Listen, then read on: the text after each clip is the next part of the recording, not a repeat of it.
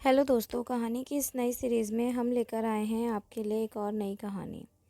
इस कहानी में मैं एक लड़के का रोल निभा रही हूँ। मेरा नाम रोहित है। मैं मध्य प्रदेश से हूँ। मेरा कंप्यूटर और लैपटॉप रिपेयरिंग का कामकाज है। मैं एक 5 फीट 7 इंच का एवरेज बॉडी का लड़का हूँ। मैं आए दिन पेपर में विज्ञापन डालता रहता हूँ कि घर बैठे कंप्यूटर और लैपटॉप रिपेयरिंग कराएँ। ऐसे ही एक दिन मुझे एक लेडी का फ़ोन आया। मेरा लैपटॉप बिगड़ गया है और वो बहुत ही स्लो चल रहा है। कुछ काम नहीं हो रहा है, प्लीज़ आकर देख लो। मैंने उन्हें आने का टाइम दे दिया। फिर उस टाइम पर उनके घर पर पहुंचकर मैंने बेल बजाई तो अंदर से एक बहुत खूबसूरत सी आंटी बाहर आई। सॉरी, मैं आपको आंटी का नाम बताना तो भूल ही गया। उन्होंने मुझे फ़ोन पर अपना नाम शिवानी बताया था। उन्होंने मुझे अंदर आने को बोला। मैं अंदर जाकर सोफ़े पे बैठ गया। फिर उनसे पूछा कि बताइए आंटी, कौन सा लैपटॉप ख़राब है। मेरे आंटी कहने से पहले तो उन्होंने एकदम से गुस्सा दिखाया और फिर बोली, मैं तुम्हें आंटी लग रही हूँ क्या। मैंने घबरा कर बोला, सॉरी जी। फिर वो एकदम से हंसने लगी। बोली, इतने सीरियस भी मत हो यार। मैंने बोला, आप एकदम से गुस्सा हो गई इसलिए मैं घबरा गया। फिर उन्होंने बोला, तुम लोग क्या लोगे, ठंडा या गर्म। मेरा मतलब चाय लोगे या कॉफ़ी लोगे या कुछ ठंडा। मैंने बोला, रहने दो ना आंटी, खामखा क्यों तकलीफ़ उठा रही हो। वो फिर से एकदम से गुस्सा हो गई और बोली, जाओ, मुझे कुछ रिपेयर नहीं करवाना है। मैं बोला, क्या हुआ, कुछ गलत बोल दिया मैंने। उन्होंने बोला, तुम तो अभी भी गलत ही बोल रहे हो ना। मैंने बोला, क्या। उन्होंने कहा, क्या मैं तुम्हें अब भी आंटी ही लग रही हूँ। मैंने बोला, नहीं आंटी, सॉरी सॉरी शिवानी जी, मेरा ये मतलब नहीं था, प्लीज़ आप गुस्सा मत हो। उन्होंने बोला, गुस्सा क्यों ना हो, ये शिवानी जी क्या है, तुम मुझे शिवानी ही बुलाओ, नहीं तो मुझे ऐसा फ़ील होगा कि अब मैं आंटी ही हो गई हूँ। फिर वो एकदम से खिलखिलाकर हंसने लगी। अब मेरी जान में जान आई। मैं बोला, तो बताओ शिवानी, कौन सा लैपटॉप बिगड़ गया है। मैं बोली, हाँ ये हुई ना बात, चलो अंदर कमरे में चल कर दिखाती हूँ। मैंने बोला, लैपटॉप तो यहीं लेकर आ जाओ। उन्होंने कहा, अरे यार, उसे अंदर पूरा सेट किया है, वहाँ पर तुम्हें अंदर आने को क्या दिक्कत है। मैंने कहा, ठीक है चलो। फिर मैं अंदर उनके बेडरूम में गया। माय गॉड, क्या बेडरूम सजाया था। मैं तो देखकर ही चकित हो गया। उनका बेडरूम बहुत बड़ा था और वहाँ पर एक टेबल पर एक लैपटॉप था और साथ में होम थिएटर सिस्टम भी सेट किया हुआ था। मैंने लैपटॉप चालू किया और सही से बहुत ही स्लो चल रहा था। मैंने देखा तो पूरी सी ड्राइव भर गया था, इसीलिए ऐसा था। जब ऑपरेटिंग सिस्टम को काम करने की जगह ही नहीं मिलेगी तो स्पीड तो कम कैसे होगा। फिर मैंने पीसी ट्यूनिंग के लिए एक सॉफ्टवेयर इंस्टॉल किया और टेम्परेरी फाइल्स को रिमूव करने लगा। तब तक आंटी किचन में चली गई थी। मैंने सोचा, चलो अनवांटेड फाइल्स डिलीट कर देता हूँ। मैं डाउनलोड फोल्डर में गया और वहाँ पर कुछ गलत क्लिप्स दिखाई दी। मैंने सोचा शायद आंटी का लड़का या उनके पति ये सब देखते होंगे। फिर मुझे जिज्ञासा हुई तो मैंने अंदर डी और ई ड्राइव में झांकना शुरू किया। उनमें मूवीज़ का एक फ़ोल्डर था। मैंने उसे ओपन किया तो उनमें दो और फ़ोल्डर थे, एक हॉलीवुड और दूसरा बॉलीवुड मूवीज़ का। मैंने हॉलीवुड मूवीज़ का फ़ोल्डर ओपन किया तो उसमें अलग अलग फ़ोल्डर, एक्शन, एडवेंचर, रोमांस और ऐसे कई नाम के अलग अलग फ़ोल्डर थे। उनमें एक विचित्र फ़ोल्डर था जिसका नाम कुछ नंबर और कैरेक्टर मिक्स करके बनाया था, जिसका कोई अर्थ नहीं निकलता था। मैंने वह फ़ोल्डर ओपन किया तो उसके अंदर एक और फ़ोल्डर था। मैंने वह भी ओपन किया तो मेरी आंखें खुली की खुली रह गईं। उसके अंदर ढेर सारे गलत क्लिप थे। मैं एकदम से घबरा कर आगे पीछे देखने लगा कि कहीं शिवानी तो नहीं आ गई, मगर वह अभी भी किचन में थी। मैंने एक बार को तो वह फ़ोल्डर तुरंत ही बंद कर दिया। फिर एक हल्की सी आवाज़ हुई तो मैं एकदम से घबरा गया और आगे पीछे देखने लगा कि कहीं शिवानी तो नहीं आ गई, मगर वह अभी भी किचन में थी। मैंने तुरंत से वो सब बंद कर दिया। तभी शिवानी जी आईं। उनके हाथ में जूस का गिलास था।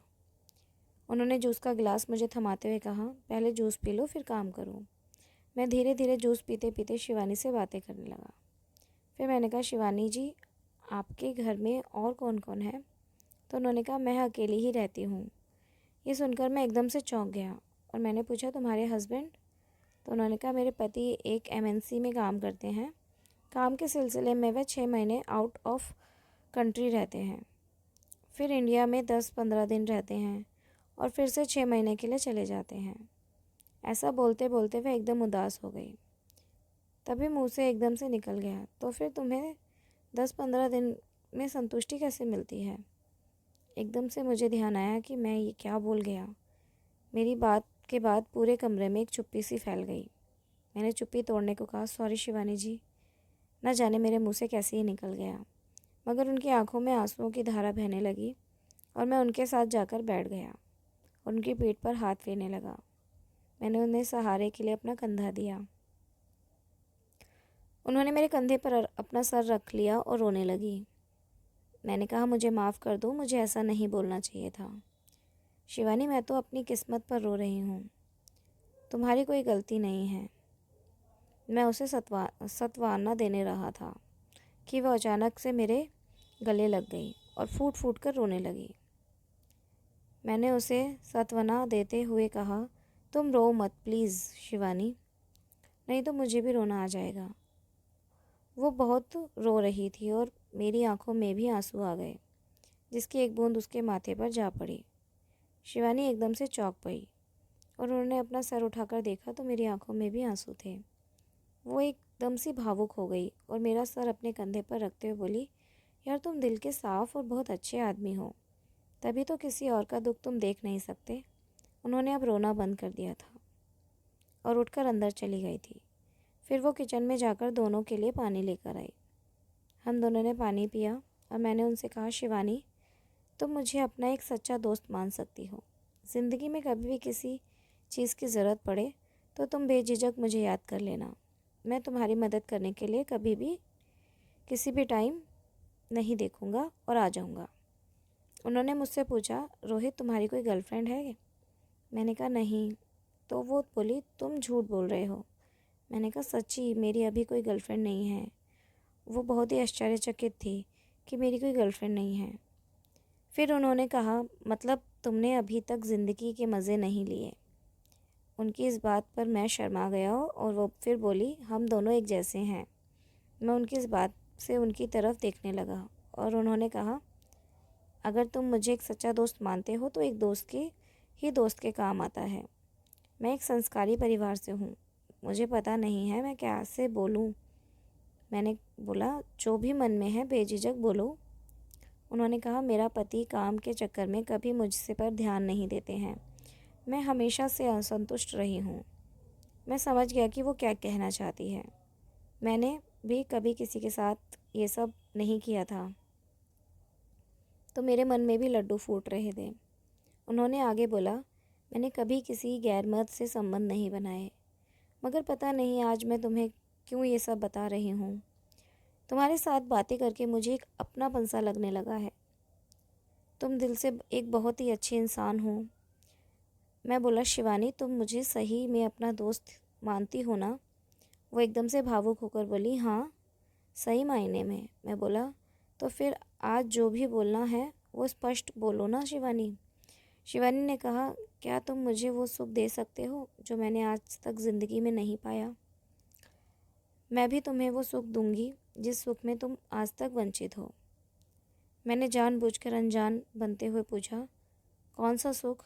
खुलकर बोलो ना। फिर उन्होंने कहा, मैं पति पत्नी वाला सुख की बात कर रही हूँ। ये सब वो अचानक फिर से रोने लगी और मैंने उन्हें अपनी बाहों में भर लिया और कहा, अरे तो इसमें रोने की क्या बात है? मैं तुम्हें दिल से दोस्त माना है, तुम्हारे लिए कुछ भी कर सकता हूँ। मेरी बात सुनकर वो एकदम से खुश होकर मेरे गले से लग गई। उन्होंने नशीली आंखों से कहा, जानू बेड पर चलें? मैंने कहा, जैसी मेरी बेबी डॉल की मर्ज़ी। वो खुद के लिए बेबी डॉल शब्द सुनकर एकदम से खुश हो गई। फिर हम बेड पर चले गए। मैंने बोला, अब मैं तुम्हें ज़िंदगी का हर वो सुख दूंगा जिसकी तुम हकदार हो। ये कहकर हम पति पत्नी की तरह रहने लगे। मुझे बहुत मज़ा आ रहा था और वो भी मेरा पूरा साथ दे रही थी। वैसे मेरे जीवन का ये पहला संबंध था, मगर मैंने भी फिल्मों में बहुत देखा है और उसी का अनुभव आज काम आ रहा था।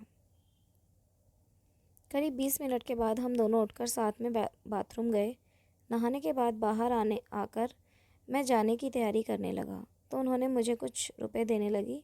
मैंने मना कर दिया कि मैंने पैसों के लिए तुम्हें खुश नहीं किया है, मैं तुमसे प्यार करने लगा हूँ। I love you. वो सजल नेत्रों से मुझे निहारने लगी और जाते जाते उन्होंने मुझे कहा, जानू मेरी एक बात मानोगे? मैंने कहा, डार्लिंग तुम्हारे लिए तो अपनी जान भी दे सकता हूँ। शिवानी, जान नहीं देनी है डार्लिंग, तुम्हारी जान तो अब मेरी है हुई। मैंने कहा, हुक्म करो डार्लिंग, मेरी जान और शरीर आज से तुम्हारा ही है। शिवानी, एक रिक्वेस्ट है, प्लीज़ आज की रात यहीं रह जाओ। मैं तुम्हारे प्यार के समंदर में आज डूब जाना चाहती हूँ, प्लीज़ मान जाओ। शिवानी का ये प्यार देखकर मैं उसकी रिक्वेस्ट को ठुकरा ना सका। मैंने हंसकर कहा, एक शर्त मेरी भी है। वो बोली, क्या? मैंने कहा, हम दोनों अब कंप्यूटर में भरी हुई बोली, क्या? मैंने कहा, हम दोनों अब कंप्यूटर में भरी हुई वो सारी वीडियो साथ में देखकर मज़ा लेंगे। मेरी बात से शिवानी जी एक बार तो शर्मा गई, मगर अगले ही पल वो मेरे बाजुओं में समा गई। फिर सारी रात हम दोनों ने प्यार के दरिया में डूब कर लगाते रहे। तो दोस्तों, ये कहानी आपको कैसी लगी हमें कमेंट करके ज़रूर बताएं और हमारे इस चैनल को सब्सक्राइब ज़रूर करें और इस कहानी को अपने दोस्तों के साथ शेयर ज़रूर करें। धन्यवाद।